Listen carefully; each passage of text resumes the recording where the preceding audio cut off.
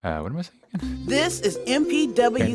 MPW. The podcast. With your host, Xylo Aria. Cool. A podcast about music production For the everyday musician. where we learn from experienced studio engineers and each other. William Bowerman is a music director and the co-founder and CEO of WFB Live. William started his career as a drummer and went on to play drums for Grammy-winning LaRue for 7 years, as well as becoming her music director. Throughout his career, William has been a music director for artists such as Dua Lipa, Post Malone, Jessie Ware, Kylie Minogue, and loads more. Well, lovely to have you with us this morning, William. So it's quite early for you, but you mentioned you're a morning person, so that's great. I don't know how it happened, honestly. It used to be years of struggling to wake up before midday, and then suddenly it's like, yeah, I like the mornings now. And here I am. But it's so nice to be here. Thank you for having me. Yeah, no, it's lovely. And I think I'm still waiting for that day to come for myself. The morning is still not my time, but neither the night isn't anymore. It used to be. So maybe it'll come and one day I'll just, love the morning. Yeah, right. But yes, we will be chatting to you today about WFB and all the work you do there. So I'm curious to know, before we jump into that, how did things start for you with your career and how did you end up where you are today in this incredible work that you do? Well, I think probably like most people in the music industry, you start doing one thing and then just kind of keep sidestepping and suddenly find yourself in a position you never thought you'd be in, doing something that you didn't even know existed, right? So for me, it started quite early. When I was 17, I had a band, like an emo band, basically, and this was 2006. And this was the days of kind of MySpace being at its peak, when everyone found all music and everyone was getting signed off MySpace and all this kind of stuff. So we had a little emo band based out of the north of England, and we started this in, February 2006 or something, and we were signed by June 2006 while I was still at college. So it was a really quick thing, and I already had my place kind of sorted at a music college after school. And then when that started in September, I was already into my record deal and we were already touring, and life took a really strange path. So I started my college, and 2 weeks later I dropped out straight away. It was just like, I think we'd had a show in London at a venue called the Barfly at the time. It was 250 cap or something. It wasn't a big room. And we sold it out and it was amazing. And then I drove back to college, a late night drive back to Brighton. And the next day I was in a class and they were teaching me how to sound check a drum kit. And in my head I was like, I did this last night and I also sold out the room. So I know it might sound a bit big-headed of me at that age, but I probably was at that age. So I just said to my parents, I was like, look, I think I'd rather just go and try it. You know, I'd rather just drop out and I'd rather just do 3 years of my band, because if I'd stayed at college for 3 years and I walked out with a record deal, I think we'd all be saying it was quite a successful time at college. But I already had it going into it. So I was like, I think I'd rather just go on tour, use this time to just experience it for myself, travel. And, we got to go all around Europe. We traveled through America. Like, it was a lot of exciting things that, me and my friends at 19 just on this adventure, right? Which genuinely to this day, I still take a lot of what we learned on that trip through my career now. So anyway, long story short, I started this band and this disbanded 3 years later or something. It didn't last very long, but it did give me some industry friends and contacts. So from there, when the band broke up, I knew I couldn't kind of go and get, quote unquote, a real job, is how I saw it at the time. So I kind of looked into what else might be around, and someone mentioned about session playing. And I ended up getting a gig with an artist called LaRue, who ended up having a couple of number ones and won some Grammys. And it really happened in the space of about 7 months after my band broke up. It was I don't know how this happened. And I was 21. And LaRue ended up really doing very well. And, I spent most of the year in America in 2010. We went to Japan, Australia, all around Asia, and started traveling properly. And it was the first time I got to see, my first band. We were signed to XL, which is a great record label, but it's an indie label, right? And this was the first time I got to see the major label system kick in, the bigger budgets, living on the tour bus and playing bigger rooms. And I just fell in love immediately. I loved it, absolutely loved it. So LaRue did her thing on that first record, which was amazingly successful. And then throughout my 20s, I kind of played with a lot of artists as a session drummer at the time. And then my role started transitioning slightly in that I'd become the band leader, and there'd be other members of the band, and I'd be saying, look, we should probably do this here and do this here and do this here. And they'd go, okay, cool. And I started kind of taking that leadership role within the bands I was playing in, within the artists I was playing for, should I say. Then I started music directing. When I started getting into arranging, I was, well versed in Ableton, and I started learning about how to piece together songs as well. And this started leading into being in the band and being the music director. Then when I was about 27, I got called in to play drums and MD a new artist at the time. She became, or was, and is, Dua Lipa. Dua Lipa obviously just shot up, and I was her drummer for the first album campaign as well as her music director. And the bigger she got, I think I realized more and more that I was much more enjoying the musical direction side of things than I was drumming. So things started getting quite big for Dua, and there was a situation, not a situation, but it was a time where we did a television show, and I really wasn't happy with how it had come out. It was one of the biggest you can do in the world, and I was so excited for it. And I was concentrating on music directing, so my drumming wasn't good enough. But because I was drumming, I couldn't music direct well enough, and I started to feel really stretched in what I could do. That was about a year into the campaign, and there was 2 more years to go. So I think I made my decision very early in that campaign that I was going to hang up my sticks after that tour and kind of concentrate on music direction. So at the end of that tour, I became Dua's just music director and gave the gig to someone else as far as drumming. And off the back of that tour, really, it was a successful tour, and the show got spoken about quite a lot. And when I got back to London, I started getting calls from other artists about putting their shows together, which I was really excited for, because as I think a lot of touring people will know, having a career on the road and then being able to sustain a career at home is quite a big jump. So I was really thrilled to start getting this call, and I made it my thing in my head, like, I'm going to make this work this year, and I'm not going to play drums once. That was my challenge. And yeah, I got a lot of calls. And actually about 4 or 5 months into that, I realized it was not really sustainable to be able to do all of these myself. So I started asking friends if they could come and help me. And then actually they helped me a lot. So I actually started hiring my friends. And then me and my wife started hiring our friends. And that was the kind of beginning of WFB. And we started hiring music directors and programmers, and kind of realizing that we needed to slightly shift how it was done in the UK. I feel that music director in the UK was a very solo thing. It's what you did on your own. It was, one person at home getting everything sorted and turning up and presenting it. Now, I think we realized that how much the role has shifted, and how that was probably fine when you were just arranging a song and turning up and doing it. But now how much you're asked to do as far as arranging it, casting the band, programming it, mixing it, dealing with the crew, dealing with the artist, performance coaching. This is all one role. And we found that to get anything to the quality that we wanted, and for it to be sustainable, you couldn't just work with one person and do that, because that wasn't kind of enough work to do that. You had to do multiple things, but across multiple things, you needed multiple people. So we have a really, really great trusted team that we kind of hired around that time. And really, it's grown from strength to strength. And we tried to shift how it's thought about in the UK as far as being a company and not being one person on their own. Also, I think we all kind of got into music to collaborate.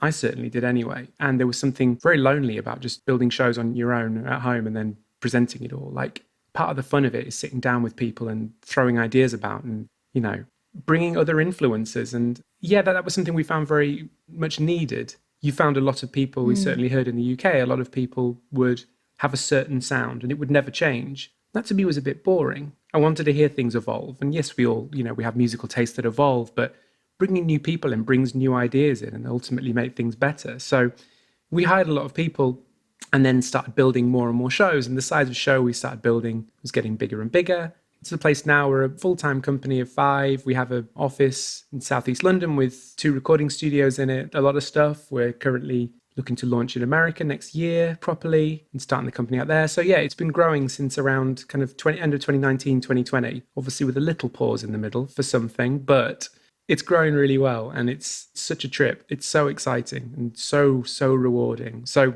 that's the long-winded way around my career so far. That's absolutely incredible, William. And I think just unpacking a couple of the things that you mentioned. So you mentioned at 19, you went on tour and you had a record deal and all of that, and you were making all these contacts along the way. And it's one thing as a 19-year-old who's got a record deal and maybe you're feeling like the man to actually realize what an opportunity that is and to keep those contacts that you could come back to later on. How did you approach that as quite a young person, and did you realize that the opportunity that you had there, or did you just kind of know what to do instinctively? It's a good question. It's because I didn't know much at 19 at all. I was really just out to have a good time, right? But I think that if I look to my influences around me, my mum and dad were both self-employed. My mum was a psychotherapist, my dad was an actor. And my dad would constantly get called up by people he knew at the theatre or, you know, casting agents or directors and people he'd met along the way and would be like, we think you're perfect for this role. Will you come and audition? Now, I don't know how much I consciously took that on board, but it was very clear and very obvious to me that my dad's friends rang him up to do work. And my mum also referrals. She'd have a client and it would go very well and they'd refer her to someone else and that would come in. So I think that kind of reputation and building upon contacts was something I knew around me. I also had a friend in school who I don't think I give enough recognition to at all, called Graham, who was the only person kind of around me at that time, career-wise, that his goals were huge. He was like, I need to work in radio. I need to be at BBC. I need to do this. And we'd sit and we'd build websites together in our little town and talk about how we could meet people. And he'd be like, I did this thing at college radio and I met so-and-so. I'm going to speak to so-and-so. And it was this whole weaving business contact thing. There weren't many of us in our area that were doing that. And for me, he was such an inspiration too. I don't know, all the people around me that I could see doing well on their own were the people who had contacts and friends. So I do think that rubbed off on me a lot. Yeah, okay. Well, it's a great thing to, consciously or unconsciously be aware of, because I think it's something that I realised quite late, and it seems quite obvious really when you think about it, but it was only later that I kind of thought about how important it is to not only build these connections but to keep them alive and to invest in them as well. So that's great that you were aware of that at some level. But how much do you think that is, you realize it now because of social media? Because it's all about connections, it's all about contacts, it's all about who you follow and who you talk to. I think that's quite a natural part of business and of music now, much more apparent than it probably was earlier in your career. Yes, well, I think actually starting my own business was when I realized that more than ever before. So, yeah, maybe that has something to do with it. Yeah, interesting. Yeah. And the other thing that you mentioned was you worked with someone and they ended up being LaRue, and then you worked with someone else who ended up being Dua Lipa. Tell me a bit about that, because it sounds like it just kind of happened by chance and it was kind of right place, right time. But what else goes into ending up in these rooms and these situations? I'm actually going to give myself a bit of a pat on the back here. The one thing I've always been quite good at is being able to see success very early on. It happened just before LaRue. The two people I were talking to for my first session gigs was Ellie Goulding and Marina and the Diamonds. And I was actually going to be playing drums for Ellie before LaRue came around. And LaRue came around, had this number one, and it was a huge opportunity. And Ellie I don't think she was signed at the time. So it was early, but I could very much spot what was happening. The same with a few other artists. And, Dua was 17, sat in the music office at her management company being like, yeah, I'm kind of looking forward to doing gigs. And I was like, okay, so it was very early, but we got sent the demos, and straight away I actually had to look through my emails to find something for a visa application. And I've sent about 10 or 15 emails out to different people that I know with Dua's demos on, being like, this is the one, this is going to be huge, this is going to do so well. You just knew straight away. So I think for me, it was the one thing I feel I'm very good at is spotting that quite early. So MySpace was a big thing at the time, early on. And I think that really, when I was talking about the kind of connections and talking about how to meet people who introduce you to people and introduce you to people, there was a lot of that with this. If I take Dua, for example, that's because I'd worked with another artist on the management company, done a good job, met a lot of nice people there who I kept in touch with. And they went, oh, actually, there's this new singer coming through. Do you mind coming in and having a listen? I was like, okay, cool, of course. So for me, and it's not calculated, it's just meeting great people and getting on well and working hard. But I think that that's so important. The industry is so small that if I'm going around thinking I'm the bee's knees and being rude to everybody, I'm not going to get the call. I'm really not going to get the call at all. And that might not lead to getting the artist that becomes huge, that leads onto your company, that leads, it can be from tiny things on how you speak to people. So I've always been very polite to people. I've always respected people. I've always respected that whatever anyone does on a production, they're all at work and they're all making sacrifices, whether that's the top of the top or local crew coming in on the day. Everyone's making a sacrifice of their day, working hard, and they care about what they're doing. So there's no hierarchy as far as when you meet people, as far as contacts, as far as all that kind of stuff. Just be polite to everybody. Understand that everyone is trying their hardest. If they're not, then yes, a conversation needs to happen. But yeah, stay friendly, stay polite. It's the biggest cliche of all time, treat people how you wish to be treated. But Yeah. Oh, I love that. You make it sound very obvious, William, which it obviously is, but not for everyone, unfortunately. not for everyone. So, Jesus, yeah. no, I know. Yeah. So can you tell me a random fact about yourself that maybe not many people in the music industry know about you? That I ride BMX bikes. Okay. Love Right? it. Random enough. This is something that I've done since I was 14 and Nice. did until I was 21, and I realized I couldn't break my wrists. So then stopped. And then when I hung up my drumsticks, I was like, I miss riding BMX. So I got a new BMX, and I'm always the oldest guy at the skate park, but I'm definitely having the most fun there. So yes, BMX bikes. I think that's probably the random fact about me that most people don't know. Oh, I love that. And honestly, I have so much respect for you. I went on a mountain biking thing earlier this year, and I'm sure it's a little bit different to BMX riding, but I felt like I was going to die the whole time, and I was not in a very good mood by the end of it. And I was just thinking, wow, this is all much harder than it looks. Yeah, don't worry. I feel exactly the same. The next day we kind of I walk in the office and was like, how you doing? I'm like, I'm dying. Like, I can't move. I literally can't. This is so much easier when I was 14. But Yeah. No, that's good. That's great that you stuck with it. Yeah. And doing a little bit of time travel, is there an event in your life that you feel that you would like to change? it's a really tricky one because I'm so happy where everything is right now. And I know that's a very 101 answer. Say I could change something and nothing changed now. Let's say I could do that. A general attitude towards it, I think I wish I could have enjoyed it a little bit more. And that sounds very strange, but you hear it a lot with footballers and soccer players, that they spend their whole career pushing themselves really, really hard, living their dreams and living out everything they want to do. But because they're pushing themselves so hard, they forget to enjoy it. Now, I think if I look back to the beginning of my career, there's definitely an element of that there, of wishing I could, being in New York at 21, but making sure I go to bed early because I must be fresh for the next morning, whatever. Like, if I look back, it's like, no, I should have stayed out late. I should have enjoyed it. I should have walked around, little things like that. I wish I'd taken more photos. That's something I wish I'd have done.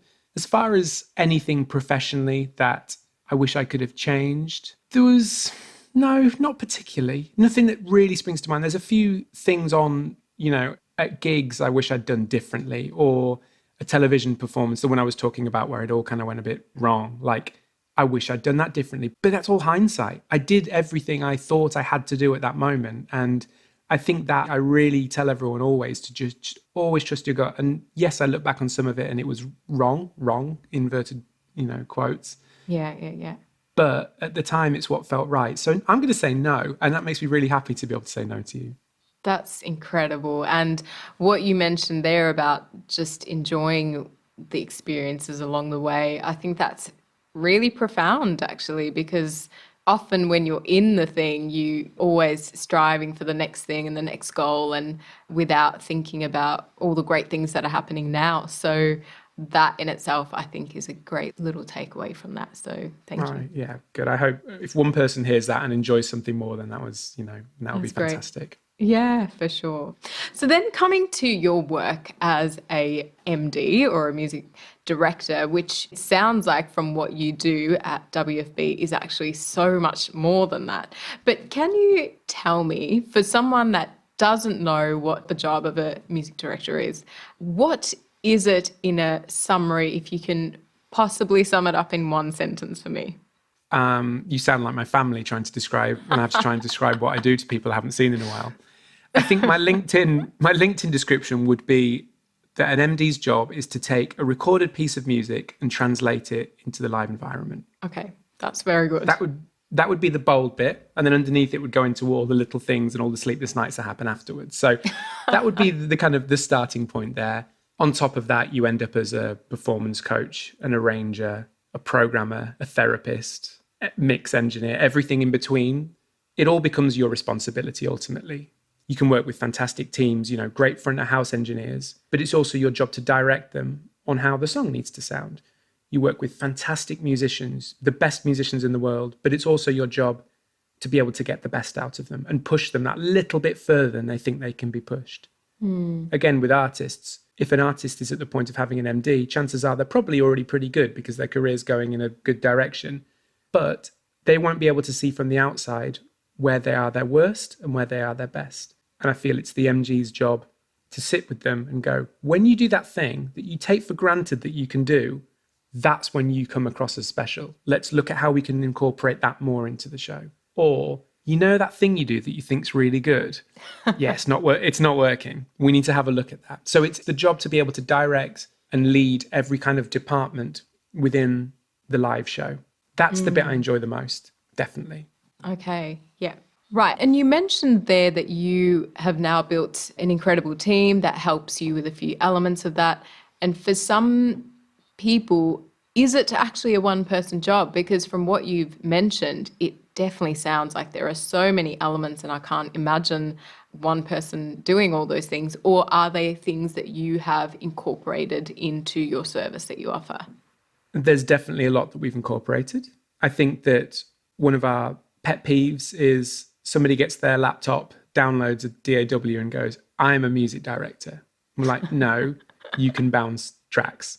There's a huge difference.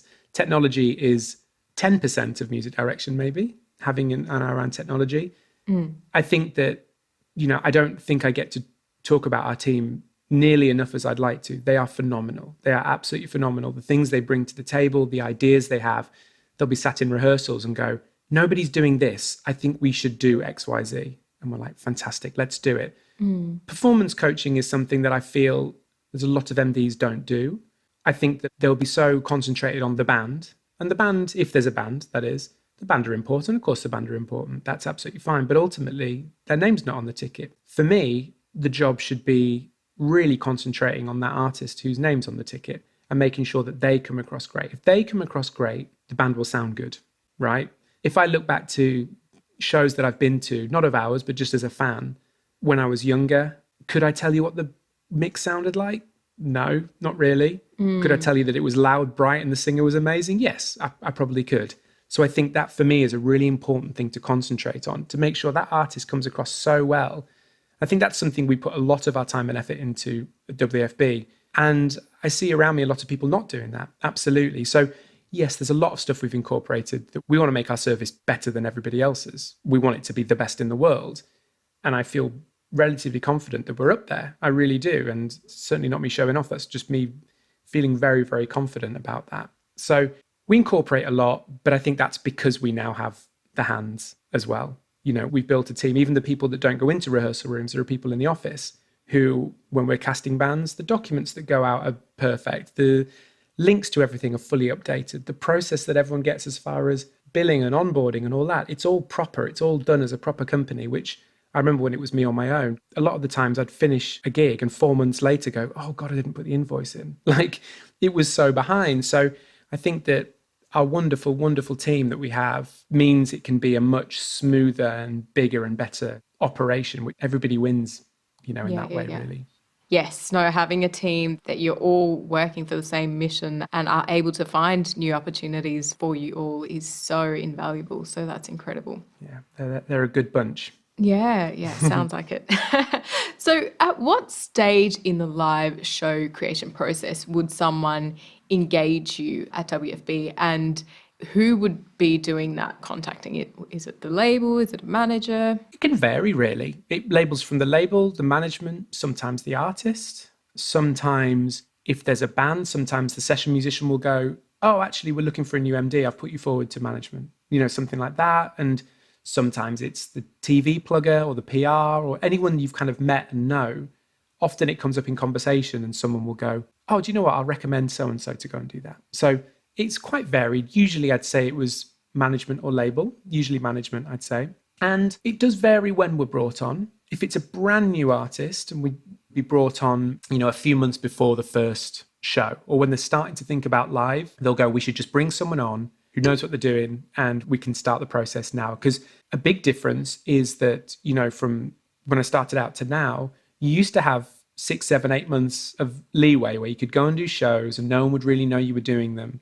And then when you're big enough, people will see your shows, but you're 8 months into touring. Now, with social media, with YouTube, with everything like this, an artist has to be near perfect on their first show, which means the role of a music director becomes even more important to be able to pull the whole thing together and be able to lead that along the way.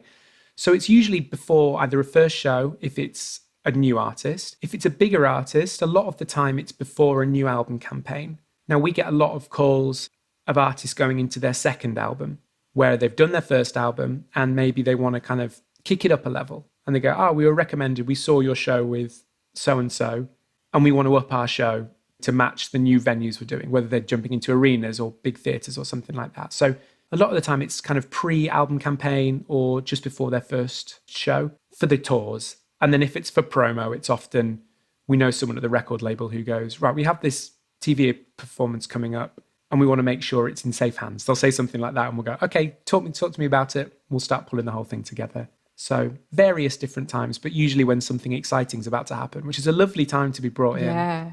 There's always a lot of hope around the time that you're brought in because it's right at the beginning of pushing something new.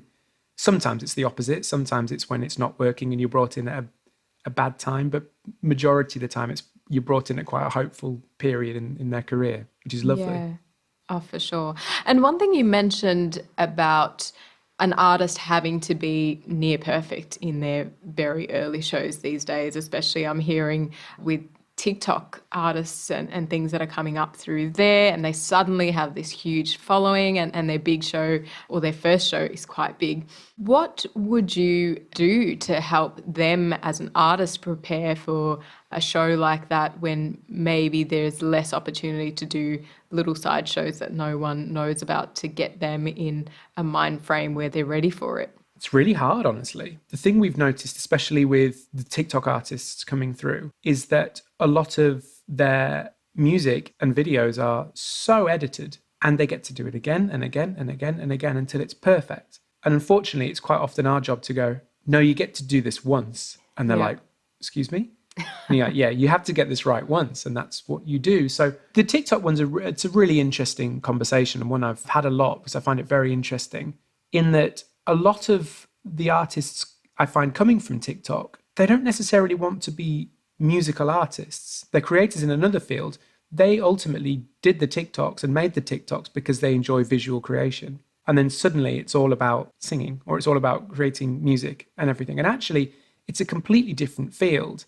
And I won't mention any names, but there's, certainly people we've worked with who have openly said to us, yes, but I don't like live music. And you go, okay, fair enough. How can we find a way for you to like it? What can we get here that will make you enjoy it? But it's a really interesting shift. They're two, in my opinion, pop careers and TikToks, they are completely separate things. They don't line up at all. Now, I'm not saying it can't line up. There's been success stories, but I view it so differently. So there's a lot of kind of teaching people how to be in front of people. Again, TikToks are made on their own or around 2 people or something. Suddenly you're on stage in front of thousands and it's like, okay, I have to teach you from day one how to hold a crowd in your hand. Chances are if you're making videos yourself, you might be quite an introverted person. You might prefer your own company. You might prefer making things on your own and not being out with people and doing certain things. That's not all, but it's some. And then suddenly you have to say, okay, there will be a few thousand people watching you. Here are some coping mechanisms. Let's script it. I often script shows in that way. Between song 2 and 3, why don't we say this? Why don't you talk to the crowd about X, Y, and Z? So it's a lot more scripted because I think that if your non-natural place is to be on a stage and be a front person and perform in that way, then there needs to be some kind of script, some kind of plan, some kind of idea so that everything is in place before you go on stage. So I think the shows have to be a lot more choreographed as far as what's happening on that stage. Yes, that's a great point, actually, that they are very different things when you think about it, and the skill set required for creating TikToks and doing large live shows is very, very different. So it is interesting how those two worlds are colliding. And you mentioned as well, William, earlier when you were talking about giving feedback to artists and how you are finding the great things and trying to amplify that. But of course, there are some things that you need to let them know is not working. So is there a technique that you use to give that negative feedback or constructive feedback? Because it can be, I guess, quite a personal thing and people might take it personally quite easily. Yeah, absolutely. I think it can go badly. It has gone badly. And there's definitely been an element of learning from my mistakes, of course. Yeah. For me and everyone around me, if they could hear me say this, would go, oh, Jesus. But I compare everything to sport. I compare everything to sport, and how I'm a big football fan, and how managers are not better than the players at playing at all. The players are there because they're the best players in the world. But the manager's job is to do exactly that, to get the best out of them, to train them, right? And that's how I view what we do. Now, for me, I always say to them in a rehearsal, right, guys, think of this as Olympic training. Don't think, oh, it'll be fine on the night, because no Olympic athlete has just gone up there and tried it. They've planned it. They've rehearsed it. They've trained over and over again. I say that if I'm telling you something isn't good enough, be happy that you're hearing it from me and not reading it on Twitter. Because I say it's my job to be here to be a really, really judgmental audience member. That's what my job is when we're doing the run-throughs. When it starts run-through time in the rehearsal, I'm going to be a really, really judgmental audience member. And if I'm bored, I'm going to write a note down saying I'm bored at that moment, and we're going to work out a plan of how it won't be boring. But I said, but I will always tell you the truth. I say, if I'm hired here and I lie to you, you're wasting your money. I was like, if we can sit down, I will always tell you the truth, but please know that I'm telling you the truth to make you the best performer that you can possibly be. So I really do try and let them know that it's all from a place of love, it's all from a place of positivity, and all from a place of growth. So with that in mind, if it goes into anything and I'm like, that's not really good enough, I don't do it in a harsh way, but it's very much like, what can we do to make that bit better? Because for me, that lulled a bit there, and that kind of actually brought the pace of the show down, and I was a little bit bored. Can you think of anything we could do to maybe help pick that up? So it's a place of teamwork and growing together, but I'm just the person that brings the issue to the table. But it's never you this and you didn't this and you didn't this, because nobody responds well there. I think you also have to realize what people need, and this comes with a bit of time with the artists. And again, this is also with musicians as well. Some people need, you're not at your best there, I need you to do better, that's not good enough. Some people thrive on that kind of thing. So you actually need to work out what each person needs, because if you do it the wrong way around, it can be really negative results to it. So that's a bit of, you try a bit of both and you see what gets the best response. And then you very quickly note who needs what. Some people like to show everyone else in the room how good they are. In which case you go, yeah, I know you can do better than that. And they go, all right, watch this. And they'll do something better.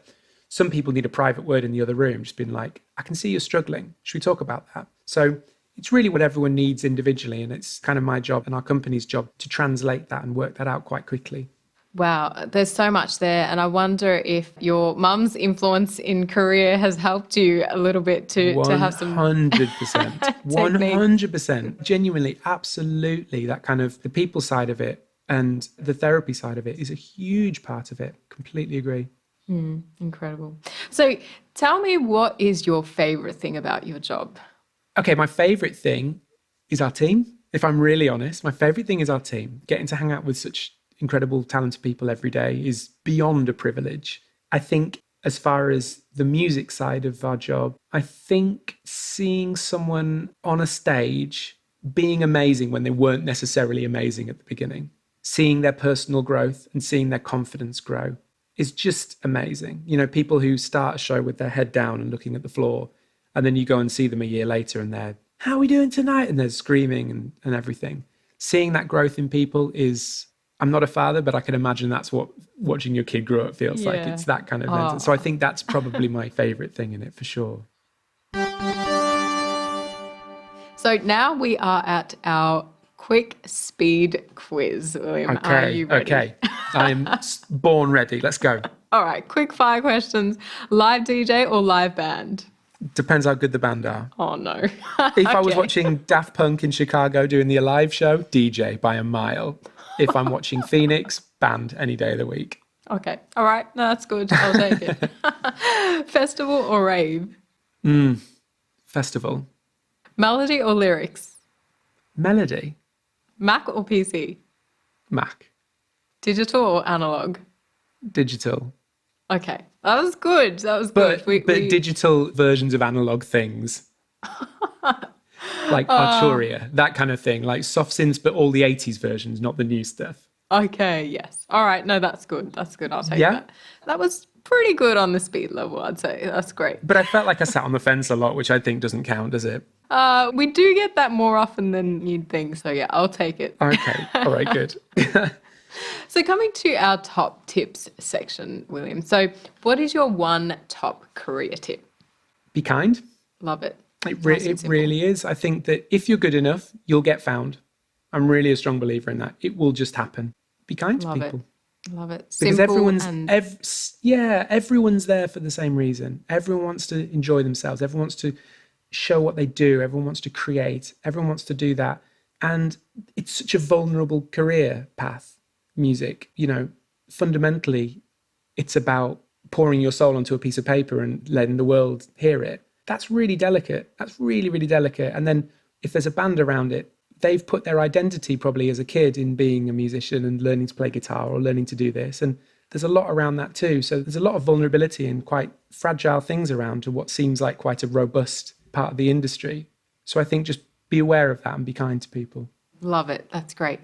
And what is your one top self-care tip? I think, and this is me talking as a 35-year-old, not as a 23-year-old, because I didn't live by this for a very long time, but something I've been very conscious over the last few years to do. Keep a really, really good balance between working hard and keeping your friends and having fun outside of music. And again, I still fall into the category of working too hard. I think we all probably do that to an extent in our generation. Mm-hmm. But really, really keep on top of friendships and things outside of creating and whatever your field is in music. Because then the creations anyway, they get better. A more fulfilled life outside of it means the music is better anyway. So I think that's a real form of self-care. Yeah. That and early mornings. No, that's That good. and early That's mornings, good. absolutely. Yeah, no, I love that. And I think it is something that can fall by the wayside. And for me, I realized that if it's not in my calendar, then I don't make time for it. So now I've actually got chunks of time to like call a friend or see a friend or something like that. And that's been actually really useful. Don't even get me started on time blocking. Okay. It is I could talk about it for days. Every minute is blocked out in my diary. It's honestly such a nice way to kind of see your days as well. Yeah, Makes everything more manageable. For sure. And you put time aside to do other stuff too. Definitely. Exactly, including the personal care stuff. And Yes. so important. So I'm glad you are loving that tip as well. So that's good. And what is your one top general life tip? I think that probably should have gone into my answer before. Probably, I kind of have to share answers, I'm afraid. I think it's keep friends close. Keep your friends close. Keep your relationships and your friends really close to you, because they can easily disappear after a few years. But just make sure you keep the really good people around you, your close people, and stick with that. That's good. Doesn't hurt to say it twice. That's been absolutely lovely, William. And I feel like I've gotten so much from that, not just from a MD perspective and learning all about that, but also generally music and life things as well. So thank you so much. Thank you so much for having me. It's been great. Thank you. All right. I hope you have a good rest of your day. And you too. My biggest 3 takeaways from William's episode was firstly that music direction is largely all about the artist whose name is on the bill, and if you focus on getting their performance really solid, then the band and everything else will follow. My second biggest takeaway was simply to be nice, and that people hire their friends and people that they enjoy working with. So if people enjoy working with you, then it's more likely that they will hire you. My last takeaway was to make sure that you enjoy the little things along the way, and that it can be very easy to be goal-oriented, but to miss out on all the little experiences that make your journey special. That's it from us this week. I hope you enjoyed the episode, and we look forward to seeing you in 2 weeks.